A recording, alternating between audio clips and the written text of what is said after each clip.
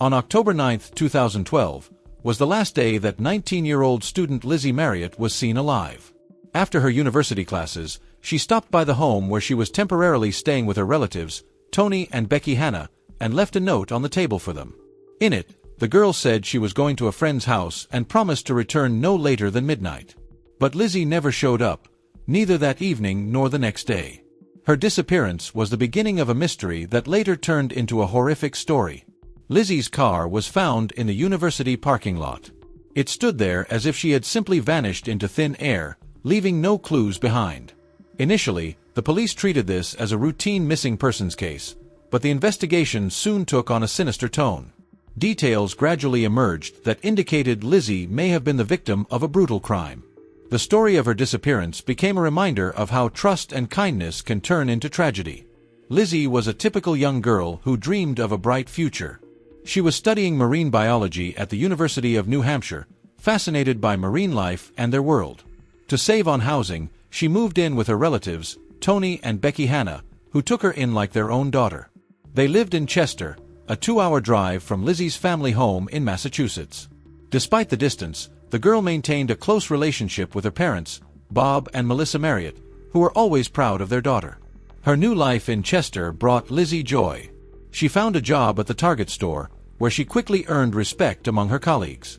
This is where she met 18-year-old Kat McDonough, with whom she hit it off. The girls often spent time together after work, and on one occasion, Lizzie even visited Kat's house. So when Kat invited her over again on October 9th, Lizzie agreed without hesitation. The plan was simple: have lunch, watch a movie, and spend the evening in pleasant company. However, they were joined by another acquaintance, 30-year-old Seth Mazzaglia. Lizzie didn't mind, as Seth seemed like an interesting person. Seth was a graduate of the same university where Lizzie studied, but he specialized in theater arts. In addition, he had a paramedic diploma, a black belt in karate, and even taught martial arts. His personality aroused interest, and Lizzie seemed to be delighted with the new acquaintance. The evening promised to be light and carefree, but by crossing the threshold of the apartment, Lizzie took the last step of her life. She never returned home. When Lizzie didn't show up at the appointed time, Tony and Becky decided to wait until the evening of the next day, assuming she might have stayed overnight at a friend's house. However, with each passing hour, the alarm grew. Lizzie's disappearance did not fit into her usual rhythm of life. She had always been responsible and punctual, so her absence caused panic. A search began, which later turned into one of the highest-profile investigations in the region. This story is not just about a disappearance. It is a reminder of how easily trust can become a weapon against you. Lizzie, who had always believed in the goodness of people, fell victim to those who crossed not only the law but all moral norms. Her story reminds us, one person's freedom ends where another's safety begins. But for Lizzie, this realization came too late. On October 10th, when Lizzie still hadn't shown up at home, Tony and Becky Hanna, overwhelmed with anxiety, decided to contact her parents. However, Bob and Melissa Marriott also knew nothing about their daughter's whereabouts. Realizing the situation was serious, they immediately set off for Chester, notifying the police about the disappearance along the way. The search resumed with renewed vigor. Lizzie's friends, colleagues from the store, and volunteers who cared about the girl's fate joined in. The police began questioning everyone who might know something about Lizzie. Tony and Becky couldn't say exactly who she had gone to that evening, but friends helped restore her possible contacts. One of Lizzie's acquaintances, Nate McNeil, recalled that she might have been at Kat McDonough's. He also said that when he asked Kat about Lizzie, she replied that she hadn't seen her. This seemed suspicious, and detectives began checking this information. In parallel, investigators found out that there had been no transactions from Lizzie's bank account and that her phone was turned off. The version about a possible accident was discarded when her car was found in the university campus parking lot. It stood there as if Lizzie had simply left it and walked somewhere. This only added mystery to her disappearance. Lizzie's parents, Bob and Melissa, announced a $10,000 reward for any information that would help find their daughter. This attracted public attention but also forced investigators to delve deeper into Lizzie's life and her surroundings. During interviews with the girl's friends and colleagues, disturbing details about Kat McDonough and her boyfriend, Seth Mazzaglia, began to emerge. As it turned out, their lifestyle was significantly different from what they showed in public. Kat, who had once been cheerful and open, became withdrawn and rude after starting a relationship with Seth. Her colleagues from the store said that she limited communication even with relatives who did not approve of her choice. The age difference, Seth was 30 and Kat only 18, raised suspicions, but it wasn't just that which worried those around them. Something about Seth's behavior seemed unhealthy, unnatural. The police began to study the couple in more detail.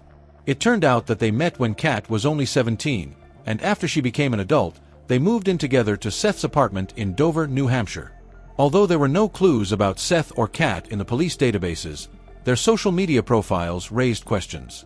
In particular, it became clear that their relationship was far from traditional. They practiced unusual forms of interaction that might have been related to Lizzie's disappearance. These details became another piece of the puzzle in the complex mosaic of the investigation. The police began to suspect that Lizzie could have been the victim not just of a random crime but of something much more sinister. The arrest of Seth Mazzaglia was only the beginning of revealing the truth that was hiding behind the facade of a young girl's ordinary life, one who simply wanted to spend an evening with friends. During the investigation into Lizzie Marriott's disappearance, detectives stumbled upon a shocking find. On one of the sites where users exchanged ads, they discovered a post published under the pseudonym Miss Scarlet. The author, who presented herself as a vampire actress, was looking for a live-in slave. The ad listed requirements: cleaning the house, washing dishes, doing laundry, preparing food, and being ready for intimate relations at any time. This post, as it turned out, belonged to Kat McDonough. She described her relationship with Seth Mazzaglia in detail, using terms from the BDSM world. Kat mentioned that their relationship was built on the principles of dominance and submission, where Seth played the role of the complete controller, and she was the obedient partner. In her ad, Kat added Gothic-style photos that emphasized her vampire image. This information became key for investigators. It became obvious that Kat and Seth's relationship was far from traditional. It was built not on love or mutual respect but on control, submission, and possibly violence. The police began to suspect that Lizzie could have become a victim of this unusual dynamic. On October 12th, Kat and Seth were called in for questioning. They were interrogated simultaneously but in different rooms, which allowed investigators to compare their testimonies. Kat insisted that she hadn't seen Lizzie on October 9th, and after a few hours of questioning, she refused to give any further explanations at all. Seth, on the other hand, was more talkative. He confessed that Lizzie was indeed at their apartment that evening. At first, everything seemed innocent. They watched a movie, played strip poker, and then engaged in intimate relations as a threesome. According to Seth, no one objected, and everyone agreed to what was happening. During the process, he tied both girls up with ropes, but at some point, something went wrong. Lizzie suddenly stopped showing signs of life. Seth claimed it was an accident. In a state of shock and fear of the consequences, he and Kat took Lizzie's body to Pierce Island and threw it off a cliff into the river. After that, they returned home, trying to act as if nothing had happened. During the interrogation, Seth described his actions in detail and even agreed to accompany the police to the place where, according to him, they had gotten rid of the body. On October 13th, Seth Mazzaglia was charged with murder. This news was a devastating blow to Lizzie's family. Her mother, Melissa Marriott, admitted that she had felt something was wrong but had hoped until the end that her daughter would be found alive. Lizzie's father, Bob Marriott, organized a candlelight memorial service to honor his daughter's memory. However, Lizzie's relatives refused to believe Seth's version. They knew that their daughter was in a relationship with a girl named Brittany and valued that relationship very much. The parents insisted that Lizzie would never agree to intimacy with strangers, especially under such extreme conditions. Lizzie's family appealed to the police to continue the search for her body so they could say goodbye to her. Volunteers and a private detective, who promised to do everything possible to find the truth, joined the search. But even despite Seth's confession, many questions remained unanswered. What really happened that evening? Was it an accident or a brutal crime? And where was Lizzie's body, which still hadn't been found? This story took on increasingly grim hues, and investigators had to uncover all its secrets. The river where, according to Seth, Lizzie's body was thrown was known for its strong currents. Investigators speculated that her remains could have already been carried out into the Atlantic Ocean, which greatly complicated the search. However, the investigation continued, and the police continued to gather evidence. One of the key stages was a search of Seth and Kat's apartment. The housing turned out to be messy and neglected, which contrasted with their public image. Detectives noted that Seth was interested in the occult and black magic, which added even more eeriness to his image. However, despite a thorough search, nothing was found in the apartment that directly indicated involvement in Lizzie's disappearance. Then the investigators decided to inspect the surrounding area. In one of the dumpsters, they found a bag with strange contents: black leather gloves, a hoodie, and men's underwear. DNA examination confirmed that the underwear contained traces of Seth and Lizzie, which was evidence of their intimate closeness. Lizzie's family also recognized the hoodie as her personal item, but the gloves caused surprise. If they were used during the games, why were they thrown away? This led investigators to the idea that Seth might have deliberately concealed the actual events of that evening, replacing them with a version convenient for himself. On October 17th, Kat MCD finally broke her silence and gave testimony. She said that on October 9th, Lizzie came to her home, where Seth later joined them. At first, the girls spent time together, but soon Seth joined them, trying to create a relaxed atmosphere. According to Kat, everything happened by mutual consent. It started with light touches and kisses, and when Seth suggested tying Lizzie up with ropes, she agreed.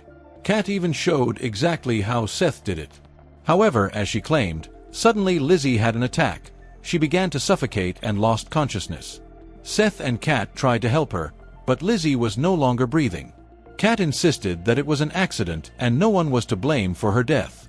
However, her testimony raised doubts among investigators. Soon, a young woman named Catherine Fish contacted the police, introducing herself as Seth's ex-girlfriend. She stated that she had important information about the Lizzie case. Catherine said that she had dated Seth about 10 years ago. At first, he seemed like an attentive and sincere man who gave gifts and showed care. But everything changed when their relationship moved to an intimate level. Catherine discovered that Seth was interested in BDSM, and although she was initially curious to try something new, over time, his behavior began to frighten her. Seth did not tolerate being contradicted, and once, in a burst of frankness, he shared with Catherine his eerie fantasy about taking someone's life. This testimony was a new twist in the case. Investigators began to delve deeper into Seth's past, looking for evidence of his possible involvement in other crimes. But the main question remained open: what really happened to Lizzie Marriott? Was her death an accident or a brutal crime disguised as games? Lizzie's family continued to insist that their daughter would never have agreed to such extreme actions. They believed that the truth would eventually surface and promised to fight for justice to the end. This moment became a turning point in their relationship. During one argument, Seth grabbed Catherine by the throat and began to strangle her. She begged him to stop, but he didn't listen, only squeezing her neck tighter. This incident finally destroyed her attachment to him. Catherine stayed with Seth only because of financial dependence. They moved to another city where she had no friends or relatives, and Seth completely provided for her. She lived with him, waiting for the right moment to escape. Over time, Seth began to talk about how they needed a third partner for their intimate encounters. He would bring various girls home, but none of them stayed long. Eventually, he began to insist on a permanent partner, and Catherine felt even more intimidated. Despite the fear, Catherine found the strength to escape. She traveled thousands of kilometers to return to her parents. After that, she never saw Seth again, and her testimony only intensified the investigators' suspicions about his involvement in Lizzie's death. In May 2014, Seth Mazzaglia stood trial. The prosecution insisted on his guilt, not only in premeditated murder but also in violence. Numerous witnesses testified against him, including Kat MCD. She was arrested shortly before the trial, charged with obstructing justice and the investigation. After 2 months in prison, Kat had enough time to rethink everything that had happened. Initially, she actively corresponded with Seth, and together they dreamed of escaping to a country where extradition didn't apply. They planned to get married and raise children. However, these plans fell apart at the end of 2012. Seth proposed a plan to his cellmate, Ryan Bachman, who was about to be released. Seth gave him access to his money so that he could buy illegal drugs, sell them, and increase the amount in the account. With this money, they planned to buy weapons, 2 cars, explosives, and a boat. But Bachman used the funds at his own discretion, and soon, this plan became known to the authorities. After the failure, Seth abandoned his escape attempts and wrote a letter to Kat, hinting at a meeting in the afterlife, as if suggesting she commit suicide. Over time, Kat's fear of Seth began to wane, and in 2014, when the prosecution offered her a deal, she agreed without hesitation. Under the terms of the deal, Kat had to tell the whole truth about the events of the evening of October 9th. In return, her 20-year sentence was reduced to 3 years. In her testimony, Kat admitted that she was under Seth's complete control, who gradually broke her will and deprived her of independence. A month and a half before the tragedy, Seth sent her a message demanding she find a third partner as soon as possible, as Kat was going on a 10-day theater tour and he didn't want to be alone. But Kat was unable to find a suitable girl. Later, the tone of Seth's messages changed. The orders were supplemented with threats and promises of reprisals if she didn't fulfill his demands. In extreme cases, Kat had to bring one of her friends. In the end, she invited Lizzie, who agreed, trusting her and not suspecting that there would be more than just the two of them at the gathering. Seth had seen photos of Lizzie and was eagerly awaiting the meeting. However, when the evening did not go according to plan, he was consumed with rage and disappointment. Around 9 o'clock in the evening, Lizzie arrived at the apartment, where she was greeted by Kat and Seth. At first, the girls spent time together, but soon, Seth joined them, trying to create a relaxed atmosphere. They turned on a movie, and Seth suggested playing strip poker, planning to move on to intimacy. The game was going calmly, but Lizzie gradually lost until she was left in only her underwear. At one point, Seth suggested that she kiss Kat, but Lizzie refused, explaining that she was in a relationship and didn't want to cheat on her girlfriend. Sometime later, Seth made another attempt, suggesting that Lizzie go somewhere private with him, but again, he heard a categorical refusal. Enraged, he went into the room, put on black leather gloves, and took a rope. Then, he imperceptibly returned and stood behind the unsuspecting Lizzie. When he threw the rope around her neck, the girl didn't even have time to scream. Seth strangled her in cold blood, showing no hint of remorse. After the murder, he desecrated her body. All this time, Kat was sitting nearby, gripped by horror and fear that by resisting, she could become the next victim. She claimed that she did not dare to intervene due to the paralyzing fear. Around 1 o'clock in the morning, they wrapped Lizzie's body in a tarp and put it in a suitcase, which they then transferred to her car. They went to the river on Pierce Island, where they descended to the observation deck, took the body out of the suitcase, and threw it off the cliff into the water. After that, they thoroughly cleaned the car and returned it to the campus parking lot, then walked 6 miles home. Kat explained that she was in a state of shock and did not fully realize what was happening. Later, she was afraid to testify against Seth. This testimony became decisive in the case. Seth Mazzaglia was found guilty of the premeditated murder of Lizzie Marriott by strangulation, as well as violence and criminal conspiracy. The 32-year-old man was sentenced to life in prison without the possibility of parole. Kat McDonough, who was 20 years old at the time, received the promised 3 years in prison and was released in 2016. Since then, nothing has been known about her. She did not appear on social networks under her own name, and it is believed that she returned to her parents. Lizzie's body was never found, and her family was unable to organize a full-fledged funeral. In memory of their daughter, they installed a bench on the shore of the lake in her hometown. Bob and Melissa Marriott consider Kat's sentence too lenient and continue to believe that her guilt in the tragedy is also great. They admit that the killer has been punished, but they do not consider this complete justice. Lizzie is gone, but her tragedy can become an important lesson for other girls. The story of Lizzie Marriott is not just a tale of crime and injustice. It is a reminder of how important it is to be attentive to your surroundings, to be able to recognize danger, and to act when something goes wrong. This tragedy could have been prevented if someone who knew about Seth and Kat's unhealthy relationship had sounded the alarm in time. Attention to alarming signals is what could have saved Lizzie. Kat McDonough had been under Seth's psychological pressure for years. Her change in behavior, isolation from family and friends, fear, and dependence were all obvious signs that could have been a reason for intervention. If one of her loved ones had paid attention to these changes earlier, perhaps the story would have turned out differently. But most importantly, do not remain silent. Roberto and Paul, who came to Seth's apartment on the night of the murder, saw that something was wrong. However, they decided not to intervene, fearing problems with the law. If they had called the police or an ambulance, Lizzie might have been saved. Education and awareness are what can prevent such tragedies. Many victims of violence do not even realize that they are in danger. It is important to talk about how to recognize manipulation, psychological pressure, and other forms of violence. Lizzie, who trusted Kat, could not even imagine what awaited her. Supporting victims is another key point. Kat could have escaped from Seth earlier if she had had enough support. Many victims of violence remain with their abusers out of fear, financial dependence, or a sense of hopelessness. Society must create conditions so that everyone can find help. And of course, reaction to threats. When Seth started threatening Kat, she could have turned to law enforcement, but the fear and control he had over her made her helpless. It is important to remember, no one has the right to threaten your life or freedom. Lizzie's tragedy reminds us that freedom and security are not something that is owed. They are something we must fight for every day. We must be careful, trust our intuition, and not be afraid to speak up when we see injustice. Lizzie remains a symbol of the fight for truth and justice. Her story is a reminder that each of us can contribute to preventing such tragedies.